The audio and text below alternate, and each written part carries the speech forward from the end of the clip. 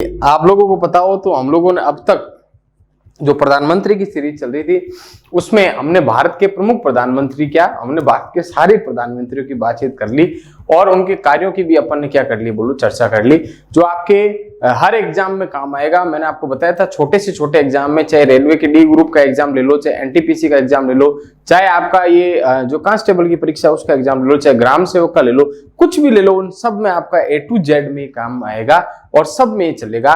साथ ही साथ आपके रीट वगैरह इनके अंदर तो स्पेशली टॉपिक है ही और नाम से ही है, तो कई बार डायरेक्ट पर्सन भी पूछते हैं तो वो भी अपने बातचीत कर लिए। तो अब तक जो बात है ना वो हमने अटल बिहारी वाजपेयी तक कर लिए और एक एक वीडियोस को आप बहुत ढंग से वॉच करना, उनकी योजनाओं को। अगर बाय द वे मैंने सारी चीजें यहाँ लिखने का प्रयास किया, लेकिन कोई भी मान लो अगर ईयर वगैरह कुछ भी इधर उधर भी है तो आप उसको एक बार वापस से क्रॉस चेक करके और सही ढंग से अपने व्यवस्थित नोट्स में जल्दी से जरूर लिखो। कारण क्या है कि आपने अगर ये नोट्स बना लेना तो आपको योजनाओं वगैरह के लिए अलग से नोट्स बनाने की जरूरत नहीं है। वैसे मैंने उसमें सारे जो मतलब ईयर वगैरह ये सब डाल रहा हूं, लेकिन कुछ एक्स्ट्रा चीजें एफर्ट जो है वो आप भी उसमें लगा करके डाल सकते हैं। तो अब अपने बात करते हैं प्रधानमंत्री, जो नेक्स्ट अपने बात है तो वो कौन हो गया बोलो, प्रधानमंत्री मनमोहन सिंह। तो प्रधानमंत्री कौन हो गया बोलो, मनमोहन सिंह। तो मनमोहन सिंह की अपन ने बात कर रहे हैं, तो मनमोहन सिंह क्लियर है। अब मनमोहन सिंह है ना, सुन लो, तो मनमोहन सिंह के बारे में पहले अपन ने पूरी बातचीत जानेंगे, सामान्य जनरल इन जनरल क्या है, फिर नेक्स्ट अपन बातचीत करेंगे मनमोहन सिंह से जुड़े हुए कार्यों की। तो पहला विषय तो आता है कि बोलो क्या, प्रथम सिख प्रधानमंत्री। तो पहला सिख प्रधानमंत्री कौन हो गया बोलो, मनमोहन सिंह। तो प्रथम क्या हो गया बोलो, सिख प्रधानमंत्री, क्लियर है। फिर इसके साथ अगर आप इनकी पर्सनल आइडेंटिटी को भी देखें ना तो उसको भी आप देख सकते हैं। देखो क्या, पहले सिख प्रधानमंत्री कौन हो गए बोलो, मनमोहन सिंह। फिर उसके साथ देखें तो आरबीआई के क्या रहे बोलो, गवर्नर भी रहे। आरबीआई के क्या रहे बोलो, गवर्नर भी रहे। आरबीआई के गवर्नर भी रहे, यानी आरबीआई के गवर्नर पद पर रहे। साथ ही साथ और देखो तो मतलब नरसिम्हा राव की सरकार में क्या रहे बोलो, वित्त मंत्री भी रहे। क्या रहे बोलो, वित्त मंत्री भी रहे। तो नरसिम्हा राव की सरकार में वित्त मंत्री भी रहे हैं। और फिर आप देखते हैं तो क्या बोलो, नेहरू के बाद मतलब निरंतर है ना, लगातार दूसरा जो कार्यकाल सर्वाधिक कार्यकाल वाले ना, नेहरू के बाद लगातार लगातार दूसरा, नेहरू के बाद लगातार सर्वाधिक कार्यकाल, मतलब वैसे अपने नेहरू के बाद ना सर्वाधिक कार्यकाल किसका बोलो, इंदिरा गांधी का है। लेकिन कंटिन्यूअसली अगर आप बात करते हैं तो वो हमारा किसका बोलो, प्रधानमंत्री मनमोहन सिंह का है। और मनमोहन सिंह यूपीए की सरकार के अंदर आपको पता है तो 2000 क्या बोलो हमारे पास 5 से 2009 तक हमारे क्या रहे थे बोलो, प्रधानमंत्री। फिर 9 से वापस 14 तक क्या रहे थे बोलो, प्रधानमंत्री रहे थे। पहले सिख प्रधानमंत्री है और ये वित्त मंत्री भी रहे। और साथ ही साथ आपको मैंने पिछली क्लास में बताया भी था, जो प्रधानमंत्री मनमोहन सिंह वित्त मंत्री थे नरसिम्हा राव की सरकार में, तो आर्थिक नीति आई थी। और जो आर्थिक नीति आई थी 91 के अंदर, तो 1991 में, और इन्हीं के काल में पंचवर्षीय योजना 8वीं आई थी, जो कि आपके 1996 तक चली थी, जिसको स्वर्णिम योजना के नाम से भी आप जानते हैं। जो आपका ना सारे लक्ष्य उसमें क्या हुए थे बोलो, कंप्लीट हुए थे। फिर आपका क्या हो गया बोलो, मनमोहन सिंह के प्रमुख कार्यों की अगर आप बात करते हैं तो प्रमुख कार्यों की बात में अगर आप वर्क देखते हैं मनमोहन सिंह की, तो इसमें मतलब वैसे तो मैंने लगभग सारी कवर किए, लेकिन कुछ भी अगर आपको लग रहा है इधर उधर तो आप मुझे कमेंट के माध्यम से या किसी मतलब कांटेक्ट के माध्यम से जैसा हो सकता है तो आप मुझे बताएं, मैं आपकी वो कंफ्यूजन भी दूर कर दूंगा। तो पहला कार्य जो है ना मनमोहन सिंह का, तो वो हमारा क्या हो गया बोलो, आती राइट टू ठीक है, राइट टू इंफॉर्मेशन, यानी इंफॉर्मेशन, ये लो, राइट टू इंफॉर्मेशन यानी सूचना का अधिकार। किसका अधिकार बोलो, सूचना।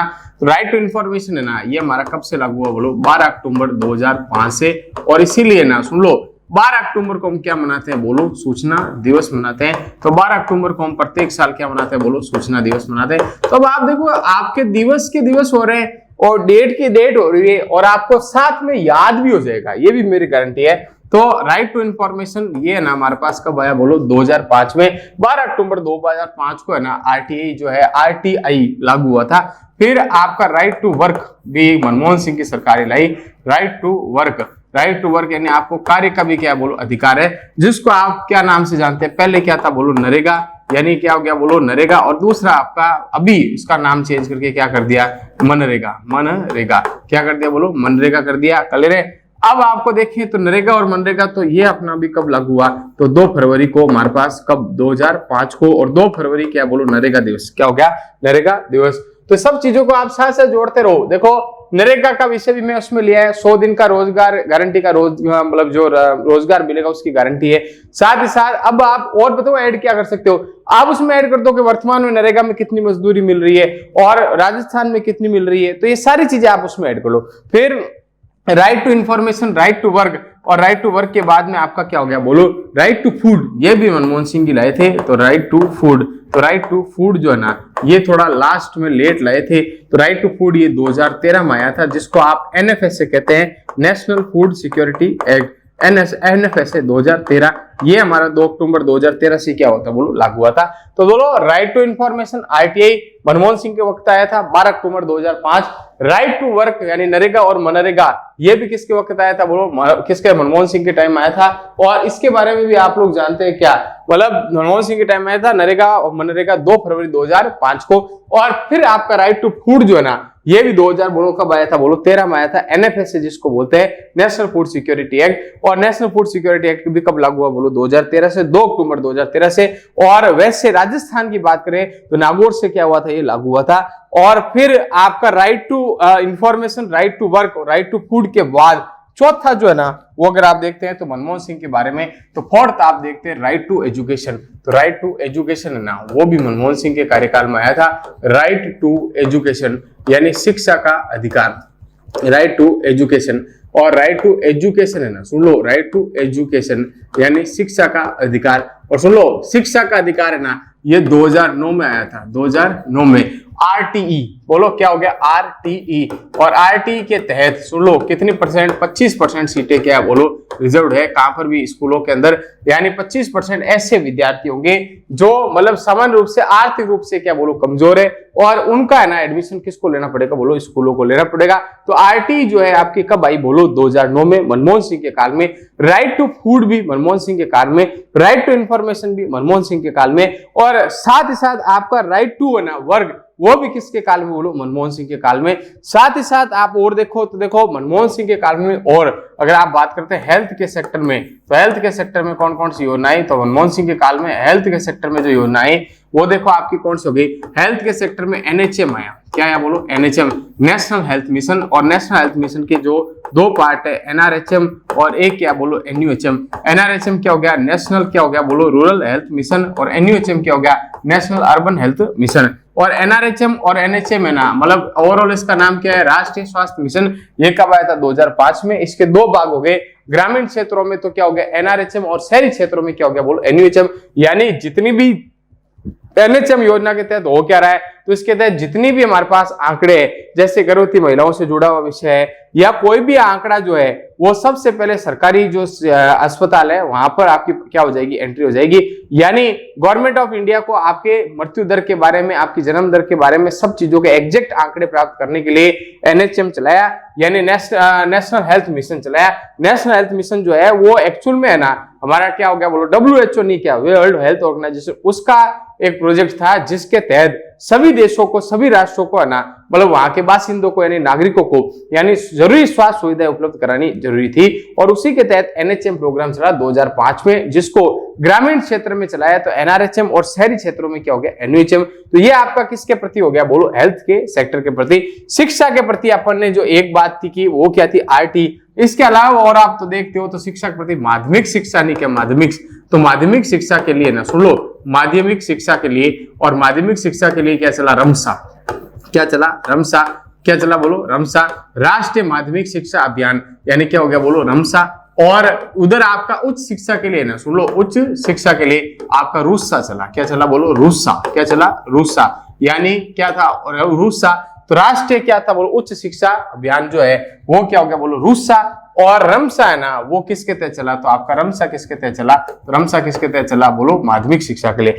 ये आपके 2 किसके टाइम में मनमोहन सिंह के टाइम में। और इसके अलावा और आप देखते हैं तो मनमोहन सिंह के कार्यकाल के अंदर अगर और आप देखते हैं तो किस क्षेत्र में बोलो, तो बाल अपराध और महिला जो अपराध है महिला और बाल, महिला तथा महिला एवं बाल अपराध हेतु बाल अपराध पर रोक के लिए, महिला बाल अपराध पर रोक के लिए, बाल अपराध पर रोक के लिए, महिला एवं बाल अपराध पर रोक के लिए, उसके लिए आपका देखो क्या बोलो, घरेलू हिंसा जो हमारे पास कानून है घरेलू हिंसा, तो घरेलू हिंसा रोकने के लिए जो कानून सबसे पहले मनमोहन सिंह लाए वो कब लाए? 2005 में। कब लाए बोलो? 2005 में। ठीक है।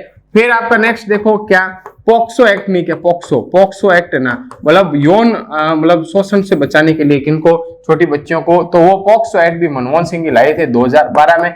फिर आपका विशाखा कानून नहीं, क्या विशाखा कानून क्या हो गया बोलो, जो कार्यस्थल पर महिलाएं ना उनके साथ किसी भी प्रकार का यौन शोषण हो रहा है तो विशाखा कानून जो है उसके तहत क्या होती है बोलो कार्रवाई, वो हमारा कब आया बोलो 2013 में। तो ये सब किसके टाइम के है बोलो? मनमोहन सिंह के कार्यकाल के। तो मनमोहन सिंह के कार्यकाल में आपने देखा, सबसे पहले वापस देख लो क्या मनमोहन सिंह के कार्यकाल में कौन कौन से प्रमुख वर्क हुए, तो उन प्रमुख वर्क में देखे राइट टू इंफॉर्मेशन, RTI आई, राइट टू वर्क अपने पास आया बोलो, यानी नरेगा और मनरेगा, राइट टू हमारे पास क्या हो गया बोलो, साथ ही साथ क्या हो गया बोलो फूड, ये कब आया बोलो 2013 में। NFSA के तहत क्या हो गया बोलो, जो आप जानते हैं। फिर राइट टू एजुकेशन 2009 में, RT के तहत 25% सीटें क्या बोलो रिजर्व्ड है, जो आर्थिक रूप से क्या बोलो सक्षम नहीं है उनके लिए भी रिजर्व्ड है, कहां पर बोलो स्कूल्स के अंदर। और हेल्थ के सेक्टर में आप देखते हैं तो हेल्थ के सेक्टर में देखे दोस्तों तो आपने देखा NHM आया 2005 में, और NRHM जो है वो, और NUHM, NRHM क्या था नेशनल रूरल हेल्थ मिशन, और NUHM क्या था नेशनल अर्बन हेल्थ मिशन। फिर आपका देखो तो रमसा, और ये क्या हो गया बोलो रूसा, रमसा माध्यमिक शिक्षा के लिए क्या चला बोलो रमसा, और उच्च शिक्षा के लिए आपका क्या चला बोलो रूसा। और महिला बाल अपराध पर रोक के लिए घरेलू हिंसा कानून कब आया था बोलो 2005 में। पॉक्सो एक्ट आपका कब आया था, तो पॉक्सो एक्ट 2012 में।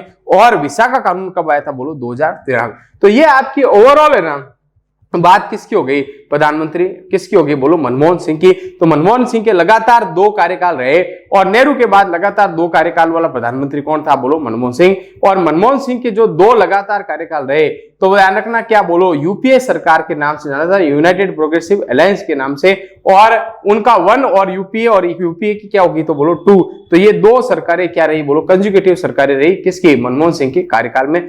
फिर उसके बाद में आपको बताया तो तख्ता पलट हुआ, और फिर हमारे पास कौन आ गए प्रधानमंत्री नेक्स्ट, तो नरेंद्र मोदी। तो नरेंद्र दामोदर दास मोदी, तो वो हमारे क्या हो गए अगले प्रधानमंत्री आ गए। तो वो आपको मैं थोड़ा सा बताता हूं, तो उसको आप देखें क्या, नरेंद्र मोदी, नरेंद्र दामोदर दास मोदी है वैसे, लेकिन आपका वैसे आप क्या ले रहे हैं नरेंद्र मोदी। अब देखो क्या मतलब नरेंद्र मोदी के बारे में आप बात कर सकते हैं कि सर्वाधिक कार्यकाल वाला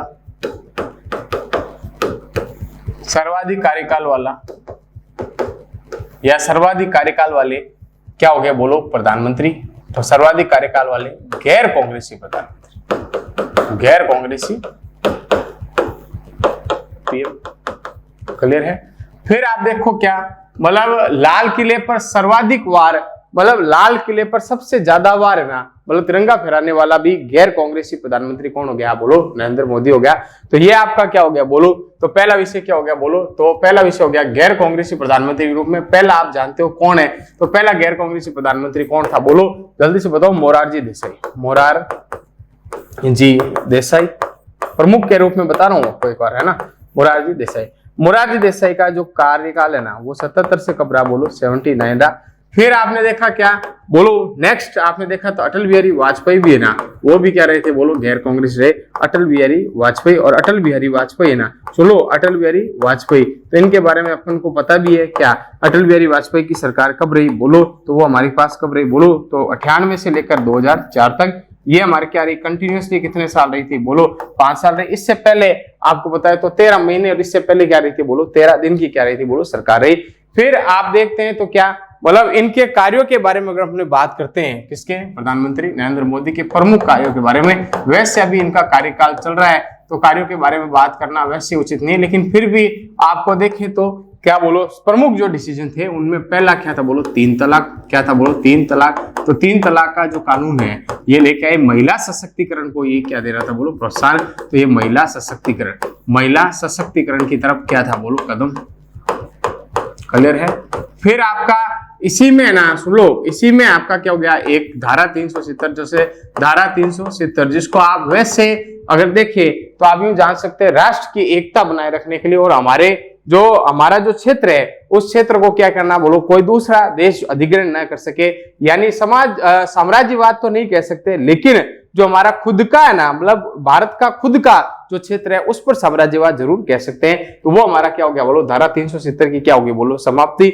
फिर आपका जम्मू कश्मीर और क्या हो गया, बोलो लद्दाख, 2 केंद्र शासित क्या हो गया, बोलो प्रदेश। फिर प्रमुख डिसीजन में और देखते हैं तो जीएसटी, तो जीएसटी आपका कब आ गया, बोलो 2017 में। और ये आपको पता ही है धारा 370 वगैरह 2019 में, तो ये बता नहीं रहा हूं। तो जीएसटी कब आया, बोलो 2017 में। लागू कब से हुआ, बोलो 1 जुलाई 2017, 1 जुलाई 2017।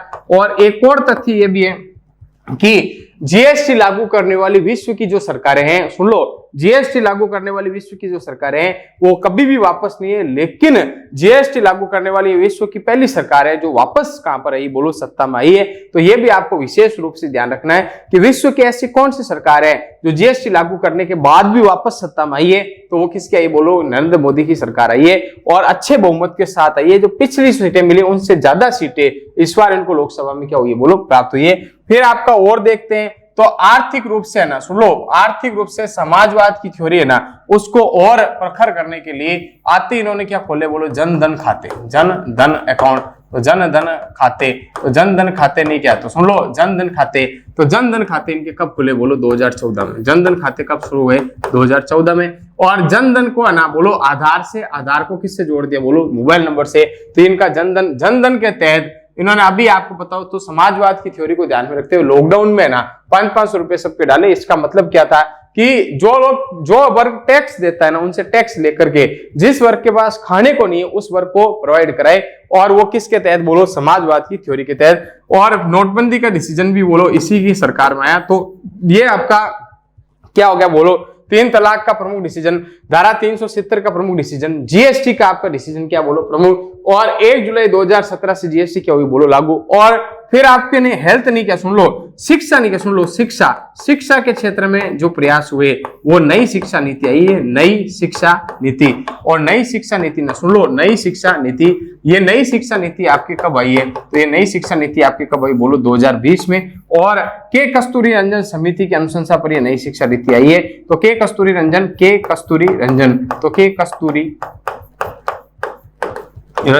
समिति की अनुशंसा पर यह नई शिक्षा नीति आई है। इससे पहले हमारी शिक्षा नीति कब की थी, तो बोलो राजीव गांधी के टाइम की थी, 1986 की शिक्षा नीति थी। और 1986 की जो नीति है ना उसके जगह पर, यानी शिक्षा नीति की जगह पर ये नई शिक्षा नीति आई है।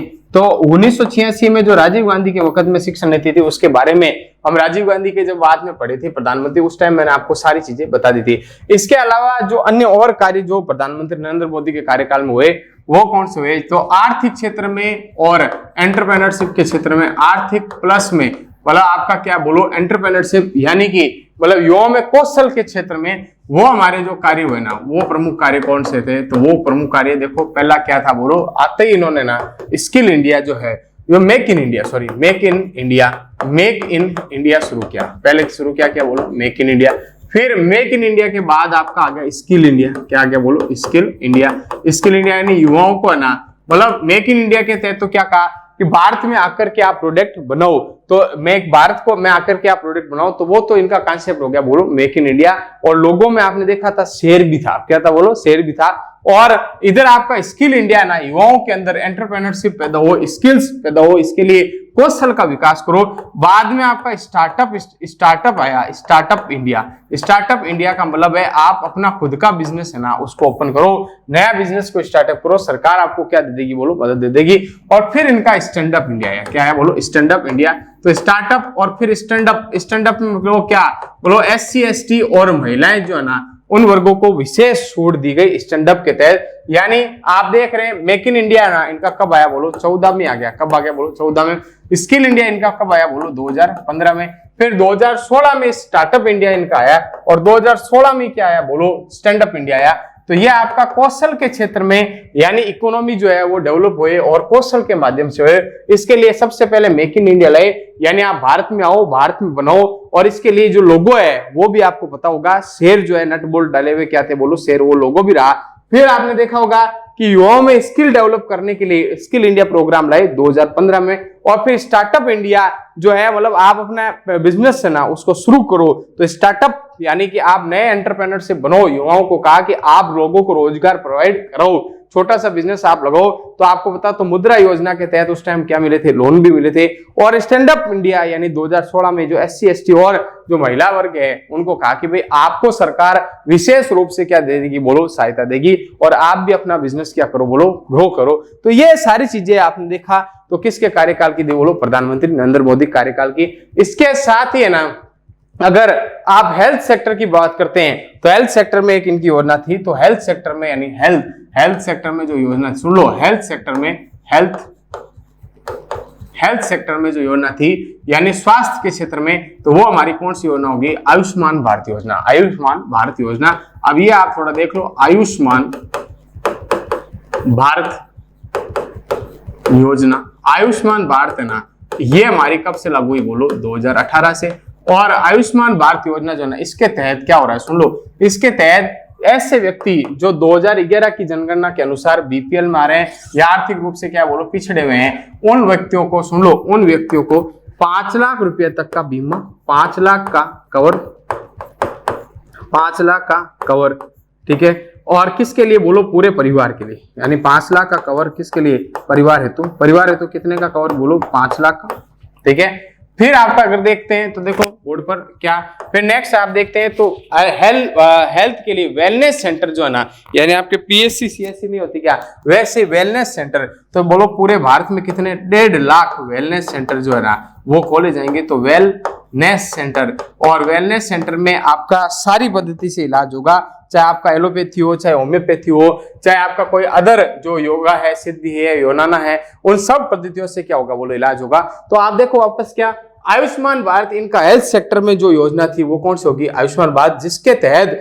5 लाख का ये क्या दे रहे हैं, बोलो एक फैमिली को क्या दे रहे हैं, कवर दे रहे हैं। और वो समय तक किसको दे रहे हैं, जो हमारे पास क्या बोलो 2011 की जनगणना के अनुसार आर्थिक रूप से और सामाजिक रूप से पिछड़े हुए हैं या फिर BPL परिवार से जो जुड़े हुए हैं, उनको 5 लाख का पर परिवार क्या दे रहे हैं, बोलो कवर दे रहे हैं। यानी हॉस्पिटल में आप किसी भी प्रकार का इलाज कराते हैं या फिर ऑपरेशन वगैरह कोई भी करा रहे हैं तो 5 लाख तक का वहन केंद्र सरकार आपकी उठाएगी, किसके तहत, आयुष्मान के तहत। और पूरे भारत में कितने, 1.5 लाख वेलनेस सेंटर है ना, उनको ओपन करने की भी इनकी क्या बोलो योजना है। तो कोविड के कारण से थोड़ा डिस्टर्बेंस इनकी क्रिएट हो गई। तो ध्यान रखना क्या, हेल्थ के सेक्टर में है ना, तो इनकी क्या होगी, आयुष्मान भारत। इससे पहले अपन ने बातचीत की थी, बोलो, तो इससे पहले बातचीत की थी अपन ने देखा था स्किल के क्षेत्र में ये सारी योजनाएं। इससे पहले आपको याद हो तो अपन ने बातचीत की थी महिला सशक्तिकरण के साथ की, और ये साथ ही धारा 370 की। तो ये सारी योजनाएं जो है ना वो किससे जुड़ी हुई, बोलो प्रधानमंत्री नरेंद्र मोदी से। अब नेक्स्ट आप देखते हैं तो नीति निर्माण के लिए ना, सुन लो, नीति निर्माण के लिए योजना आयोग था, पहले क्या था, बोलो योजना आयोग। और योजना आयोग है ना, ये हमारा कब था, बोलो 15 मार्च 1950 में। इस योजना आयोग की जगह ये अब क्या लेके आ गए, 1 जनवरी 2015 से, 1 जनवरी 2015 से इस योजना आयोग का नाम इन्होंने चेंज कर दिया और वो नाम क्या हो गया, बोलो नीति आयोग हो गया। क्या हो गया, बोलो नीति आयोग। और नीति आयोग है ना, सुन लो, नीति आयोग इन्होंने बना दिया। और नीति आयोग का संरचना की अगर आप बात करते हैं तो मैंने 2 बार आपको बता दिया, फिर वापस बता देता हूं। देखो संरचना की बात करते हैं तो बोलो प्रधानमंत्री इसका अध्यक्ष हो गया। तो अध्यक्ष कौन है, बोलो प्रधानमंत्री। अध्यक्ष कौन हो गया, बोलो प्रधानमंत्री। तो PM इसके क्या हो गए, बोलो अध्यक्ष।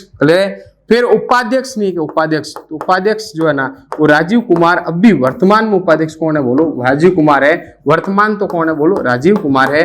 वर्तमान तो कौन है, बोलो राजीव कुमार है। वर्तमान तो कौन है, बोलो राजीव कुमार है। और इससे पहले जो थे यानी प्रथम जो थे वो अरविंद पनगड़िया थे। क्या थे, बोलो अरविंद पनगड़िया थे। अरविंद पनगड़िया थे, अरविंद पनगड़िया थे।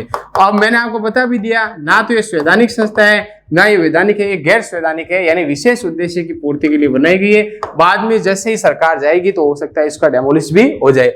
फिर जो सदस्य है ना इनके, तो सदस्य क्या हो गए, बोलो राज्यों के क्या हो गए, बोलो CM। तो राज्यों के क्या हो गए, बोलो CM। तो राज्यों के CM इसके क्या हो गए, बोलो सदस्य।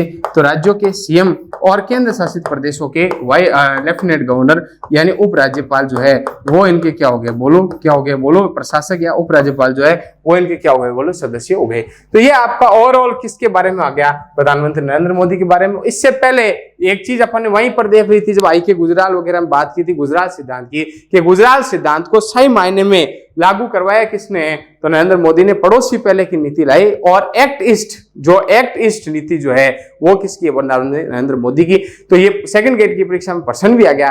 तो ये सारी चीजें जो थी वो हमारे प्रधानमंत्रियों के संदर्भ में थी। अब मैं आपको सारी चीजों का कंक्लूजन कर देता हूं और सारी चीजों को एक ले आता हूं। तो देखो, सबसे पहला ना, सुन लो, सबसे पहले प्रधानमंत्री के रूप में जो अपन ने बातचीत की थी ना, सुन लो, सबसे पहले प्रधानमंत्री के रूप में अपन ने जो बातचीत की थी वो किसकी की थी? बोलो, पंडित जवाहरलाल नेहरू की। किसकी की थी? बोलो, नेहरू की। तो आपको याद हो तो एक एक सारी चीजें आपको मैंने पूरी बताई थी। तो पहले किसकी बातचीत की थी? पंडित जवाहरलाल नेहरू की। नेहरू जो थे वो हमारे क्या थे? बोलो, पहले प्रधानमंत्री। और स्वतंत्रता से पूर्व नेहरू का योगदान और स्वतंत्रता के बाद जो नेहरू के योगदान थे उनके बारे में अपन ने A to Z चीजों में डिटेल में बातचीत की। तो देख लो, असहयोग आंदोलन से लेके कांग्रेस के अधिवेशन तक की सारी चर्चा मैंने आपको वहां कराई। फिर आपको देखो, भारत शासन अधिनियम से लेकर के अंतरिम सरकार और भारत छोड़ो आंदोलन में नेहरू का क्या योगदान था वो भी बात की। प्रस्तावना को लाने में नेहरू का जो योगदान था वो अपन जैसे वहां पर बात करते यहाँ और कर ली थी। विदेश नीति के परिप्रेक्ष्य में आर्थिक रूप से समाजवाद जो लेके आए उनके परिप्रेक्ष्य में संसाधनों का जो उपयोग किया उनके परिप्रेक्ष्य में, वो सारी चीजें हम लोग किसके संदर्भ में लेके आए? तो वो हम किसके संदर्भ में लेके आए? बोलो, नेहरू के संदर्भ में लाए। तो ये सारी चीजें जो थी ना वो प्रधानमंत्री किसकी थी? बोलो, जवाहरलाल नेहरू की। फिर नेहरू के साथ है ना, सुन लो, एक मिनट रुको, नेहरू के साथ है ना, ये लो, ये यहाँ पर आ गया। तो देखो, नेहरू के बाद जो प्रधानमंत्री अपन ने किया था ना, तो वो अपन ने क्या किया था? बोलो, लाल बहादुर शास्त्री। किसकी बातचीत की थी? बोलो, लाल बहादुर। देखो, नेहरू में और जो चीजें छूट गई थी वो इधर आगे। देखो, एसबीआई है ना, तो इस एसबीआई की स्थापना 1955 में किसके द्वारा? बोलो, नेहरू। LIC 1956 में किसके द्वारा? नेहरू के द्वारा। भाखड़ा नागल बांध जो हमारे पास बहुउद्देशीय परियोजना थी पहले, बोलो, सबसे बड़ी, वो भी हमारे किसके द्वारा? बोलो, नेहरू के द्वारा। फिर पंचवर्षीय योजना है ना, उसका विषय, और ये सारी चीजें मैंने आपको बता दी कि उपाध्यक्ष कौन था, अध्यक्ष कौन था। फिर संविधान संशोधन के बारे में भी सारी चीजें बताई। और फिर लाल बहादुर शास्त्री जो हमारे नेक्स्ट प्रधानमंत्री है उनके बारे में बातचीत की थी। और कार्यवाहक प्रधानमंत्री हमारे कौन रहे थे? बोलो, गुलजारी लाल नंदा। तो उनकी भी अपन ने क्या कर ली थी? बोलो, बातचीत कर ली। फिर आपका नेक्स्ट प्रधानमंत्री कौन आई थी? इंदिरा गांधी। तो इंदिरा के बारे में भी अपने सारी चीजों के बारे में चर्चा यहाँ पर कर ली थी। और इंदिरा के बाद आपने देखा था इंदिरा के कार्य, पॉजिटिव और नेगेटिव, ये सारी चीजें मैंने आपको दिखा दी। इंदिरा गांधी के बाद मोरारजी देसाई जो है वो हमारे क्या आए थे? पहले गैर कांग्रेसी प्रधानमंत्री। तो उनके बारे में डिटेल में अपन ने यहाँ पर क्या कर ली थी? बोलो, चर्चा कर ली। फिर मोरारजी देसाई जो है उसके बाद में चौधरी चरण सिंह जो है उनके बारे में टोटल आज तक मैं आपको खींच के ले आया कि अजीत सिंह के लड़का कौन रहा? जयंत चौधरी, वो अभी क्या बने? इनके अध्यक्ष बने। फिर राजीव गांधी के जो कार्यकाल है उसके बारे में अपन ने सारी बातचीत कर ली। तो ये सारा चीजें अपन ने पहले से डिस्कशन कर लिया, जस्ट मैं आपको दिखा रहा हूं। राजीव गांधी के बाद में वीपी सिंह की सरकार आई। वीपी सिंह के बाद आपने देखा कि वीपी सिंह की सरकार में प्रमुख काम किया था? बोलो, आरक्षण ओबीसी को। और चंद्रशेखर जो थे वो युवा तुर्क थे, तो उनके बारे में बातचीत की। पीवी नरसिम्हा राव के बारे में डिटेल में अपन ने बातचीत कर ली थी। लुक ईस्ट पॉलिसी का आपको विशेष रूप से ध्यान रखना है। पंचायत राज का भी आपको विशेष रूप से ध्यान करना है। देवेगौड़ा सरकार में महिला बिल लाया गया, उसका आपको जबरदस्त तरीके से ध्यान रखना। बहुत एग्जाम्स में पूछा भी गया है और कई बार क्वेश्चंस आपका पीसीएस से लेकर अपर में भी आ जाता है। गुजरात सिद्धांत और उसके बारे में अभी अपने पहले चर्चा हो गई। फिर देवेगौड़ा सरकार के बाद अपन ने जो बातचीत की थी वो बातचीत, ये स्लाइड्स 50 तक है ना। देवेगौड़ा सरकार के बाद जो अपन ने बातचीत की थी वो आपको याद होना चाहिए। तो अपन अटल बिहारी वाजपेयी में चले गए थे, डायरेक्ट अटल बिहारी वाजपेयी। तो अटल बिहारी वाजपेयी और अटल बिहारी वाजपेयी के टाइम में जो कार्य हुए उनके बारे में अपन ने सारी चीजें डिटेल में क्या की थी? बोलो, चर्चा की थी। और अटल बिहारी वाजपेयी सरकार के बाद अपन ने किसकी बातचीत की थी? तो देखो, ये रह गया अटल बिहारी वाजपेयी। तो अटल बिहारी वाजपेयी के बाद अपन ने जो बातचीत की थी वो किसकी की थी? प्रधानमंत्री नरेंद्र मोदी की और मनमोहन सिंह की। और मनमोहन सिंह के जो कार्यकाल में जो चीजें हुई उन सब की चर्चा करने के बाद हमने आज अभी अपने किसकी बात की है? बोलो, प्रधानमंत्री नरेंद्र मोदी की। और ये सारा का सारा डिटेल आपको मैंने बता दिया। और ये आपका टोटल प्रधानमंत्रियों से संबंधित कोई भी प्रश्न, मेरी गारंटी आपका अब नहीं छूटेगा। और ये आपका वापस से जो स्टार्टिंग से अपन ने शुरू किया था कि भारत के प्रधानमंत्री, ये लो भारत के प्रधानमंत्री, सारे प्रधानमंत्रियों की अपन A to Z चर्चा कर ली। तो आपका एसएससी का एग्जाम हो, चाहे आपका राजस्थान से जुड़ा हुआ कोई एग्जाम हो, चाहे आपका पीसीएस से जुड़ा हुआ कोई एग्जाम हो, कोई भी परीक्षा आपकी निश्चित रहो, आप किसी भी प्रकार से प्रश्न आपका स्किप नहीं होगा। सामान्यतः इन योजनाओं से और इन क्षेत्रों से ना प्रधानमंत्रियों से 1 से 2 क्वेश्चन पक्का पक्का उसमें बैठ जाता है, और छोटे परीक्षाओं में तो ज्यादा प्रश्न इसमें आते हैं, क्योंकि नॉर्मल सी बात है कि मतलब राज व्यवस्था में आप प्रधानमंत्री को ही ज्यादा जानते हैं, तो वो वहां से आपको प्रश्न डालते हैं। तो ये टोटल जो चीज थी वो प्रधानमंत्रियों के बारे में थी। तो भारत के जो प्रधानमंत्री रहे, तो आपका वैसे अगर आप देखें तो 2 कार्यकाल गुलजारीलाल नंदा के हटा दें तो आपका पास अगर देखते हैं तो बोलो 14 प्रधानमंत्री के रूप में आपने देखा, तो वो आपके कौन है, बोलो नरेंद्र मोदी, क्योंकि इंदिरा गांधी का जो कार्यकाल था वो भी 2 बार रहा था, और मनमोहन सिंह का कार्यकाल भी आपका कितना रहा, बोलो 2 बार रहा।